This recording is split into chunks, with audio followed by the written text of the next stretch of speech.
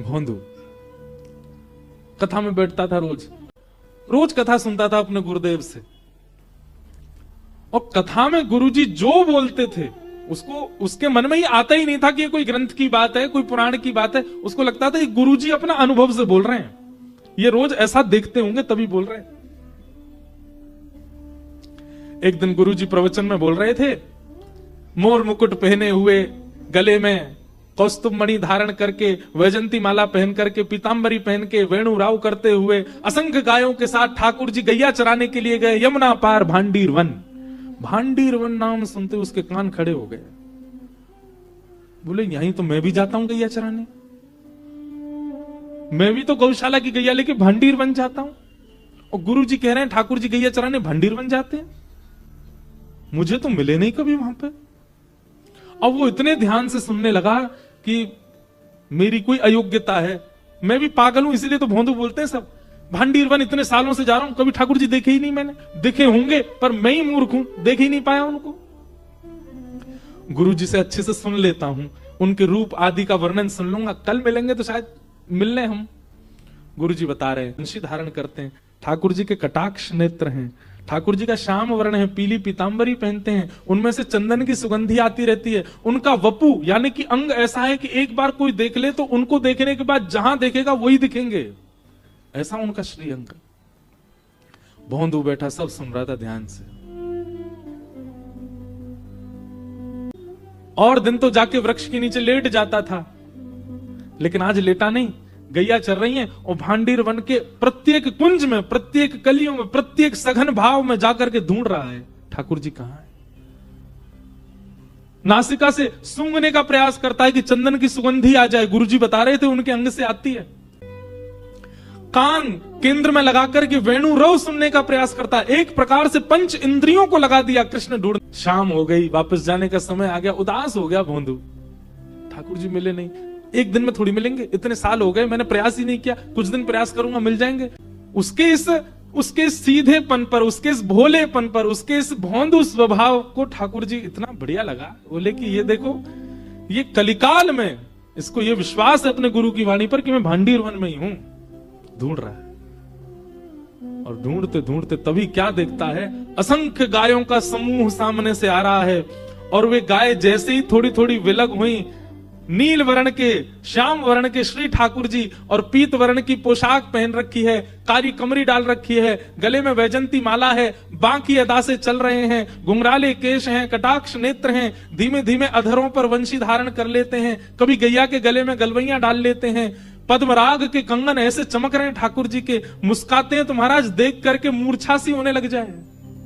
ये ठाकुर जी बोले, गुरु जी बोले थे कि उनको देखने के बाद जहां देखोगे वही दिखेंगे, तो उनको देखने के बाद उल्टा हो गया, पीछे देखने लगा तो वहां भी वही दिखने लगे। वृक्षों में ठाकुर जी के, उनके मुखमंडल को देखे, उनके चरणों को देखे। ठाकुर जी गए, अरे लाला कहा नाम है तेरो? भोंदू बोलो, मेरो नाम भोंदू है। अब भोंदू नाम सुनते ही ठाकुर जी को तो ऐसी हंसी आई, ऐसी हंसी आई, और पेट पे हाथ धर के हंसे, और फिर अरे फिरते बताइयो कहा नाम है तेरो? बोले भोंदू। भोंदू सुन के ठाकुर जी फिर हंसे, और महाराज हंसते हंसते ठाकुर जी ने उसको हृदय से लगा लिया। अब ठाकुर जी ने तो सहज ही हृदय से लगाया, स्पर्श पाते ही भोंदू के रोम रोम रोम रोम आनंदित हो गए, नेत्रों से अविरल अश्रुधार गिरने लगे। ठाकुर जी के अंग की श्री कांति की सुगंधी लेकर के भोंदू विचलित सा हो गया। थोड़ी देर के लिए उसको पता नहीं चले मैं क्या, कहां हूं, कौन हूं, क्या हूं, सुध-बुध सब खो गया। भैया तेरा नाम में बहुत जोर का लगा, एक काम कर, तू मेरा मित्र बन जा। भोंदू बोले, मैं योग्य हूं, मैं अधिकारी हूं इतना? अरे अधिकारी तेरे चाहे इतना होगा, मैं जाको चाहूंगा वो मेरा अधिकारी बन जाएगा, तू मेरा अधिकारी है, चल तू मेरा मित्र है आज ते। बहुत खुश हो गया भोंदू। भोंदू बिल्कुल भी लाग लपेट कुछ नहीं, वो बहुत सहज है क्योंकि उसको आता ही नहीं है। ठाकुर जी के बगल में अपनी स्वापी बिछा दी, बोले बैठ जाओ यहाँ पे। ठाकुर जी बैठ गए। ठाकुर जी बोले, अरे कछु भोजन पानी की व्यवस्था है तो पे कि ना है? भोंदू बोलो, हाँ 2 टिक्कर लाया हूं, गुड़ के संग खावे। ठाकुर जी जल्दी खोल। टिक्कर खोले, एक ठाकुर जी को दे दियो। अब हम लोग होते क्या करते, दोनों ठाकुर जी को देते, तो भोंदू नहीं, एक ही दिया ठाकुर जी को, एक अपने पास रखा है। ठाकुर जी उसकी सहजता पे मोहित हो रहे हैं। बोले कोई लाग लपेट नहीं है इसमें, खुद भी तो भूखा है बेचारा। ठाकुर जी को जय जय यार पालो जी, मेरो मैं पालू।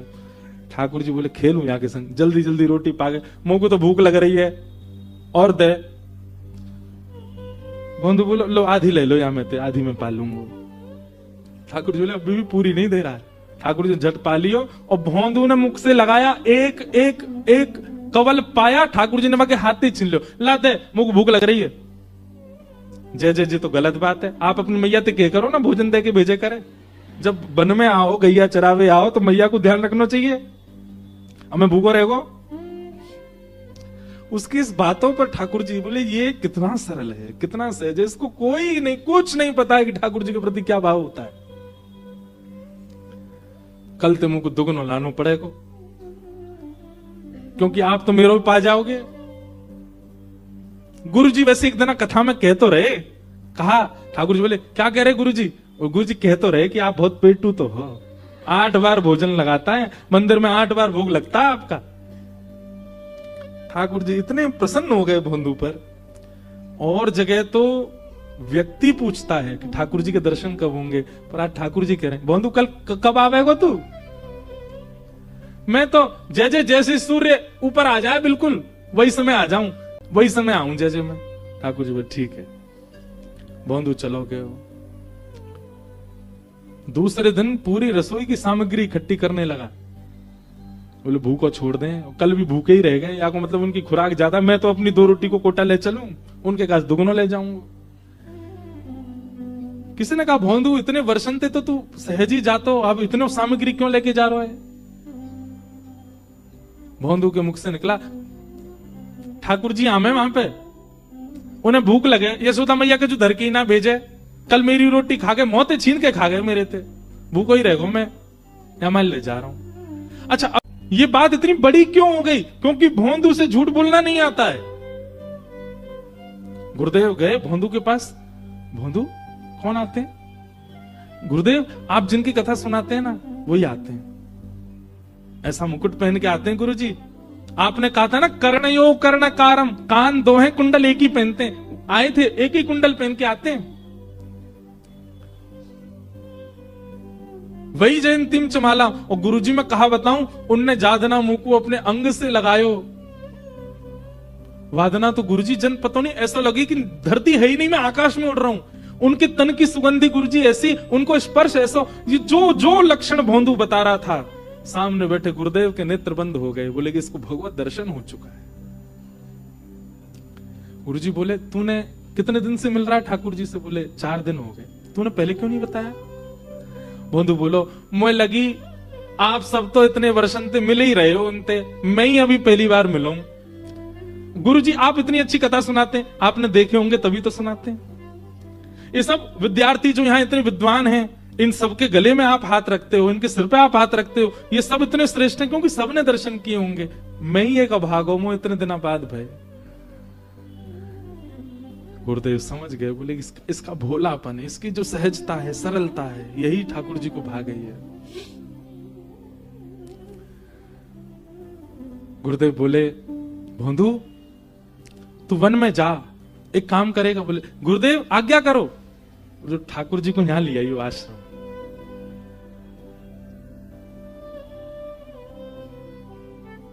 भोंदू तो इतना आनंदित हो गया कि अपने संपूर्ण जीवन काल में पहली बार गुरुदेव ने मुझे कोई आज्ञा करी है, और ये भी अगर मैं पूरी नहीं कर पाया तो धिक्कार है मेरे जीवन को।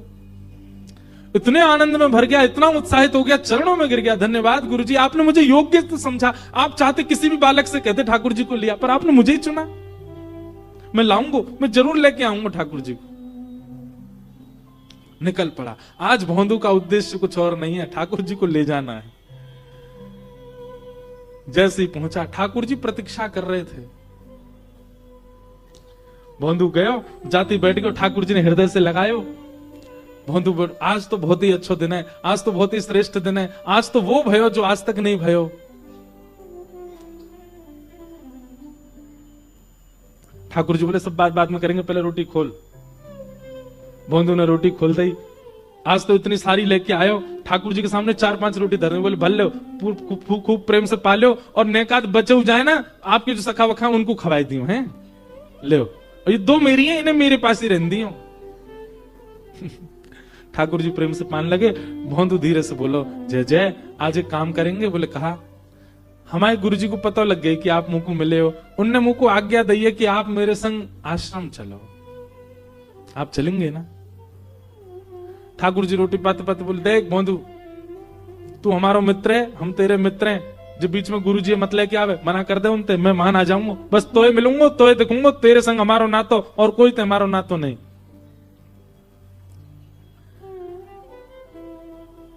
भोंदू बोला, ऐसे मत करो, आप मुकू गुरुदेव की कृपाती मिले हो, उनने नहीं बताया हो तो आपके बारे में कैसे मिलते आप मुकू? जिन गुरुजी ने आपसे मिलवाए हो उनसे मिलवे के काज ऐसे मना मत करो। जय जय। ठाकुर जी बोले, देख तू जो कहेगो सब मंजूर है, पर गुरुदेव के पास हम नहीं जाएंगे। भोंदू बोलो, नहीं जाओगे? ठाकुर जी, नहीं जाएंगे। अंतिम बार पूछ रहा हूं, नहीं जाओगे? ठाकुर जी बोले, नहीं जाएंगे। तो सामने जो 2-3 रोटी बची, भोंदू ने वो उठा ली, जो गुरु जी के यहाँ की ना मत खाओ, हमारे गुरु जी तो इतना ही बह रहे आपको, इनको मत खाओ।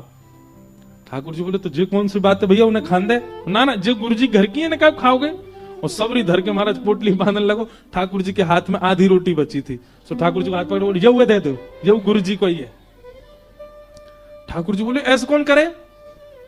बोले, अब रोटी तब मिलेगी, यो बताओ गुरु जी के पास चलोगे कि नहीं?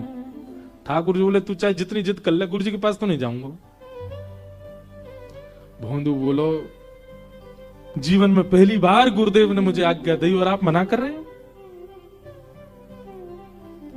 ठीक है जय जय, आज से एक बात और सुनो, जो मित्रता 4 दिन पहले आपने बनाई, मैं वह तोड़ रहा हूं आज, आपसे मेरा कोई संबंध नहीं। और सुनो, ये अपनी गैया ने लेके वहां पल्लंग जाए करो, वहीं चराय करो, अगर ये यहाँ बाड़े में आ गई, इन्हें लेके आश्रम चलो जाऊंगा, तुम नहीं जाओगे तो गैया ने ले जाऊंगा, कल तो यहां मत आइयो, मेरो तुम्हारो कोई ना तो नहीं।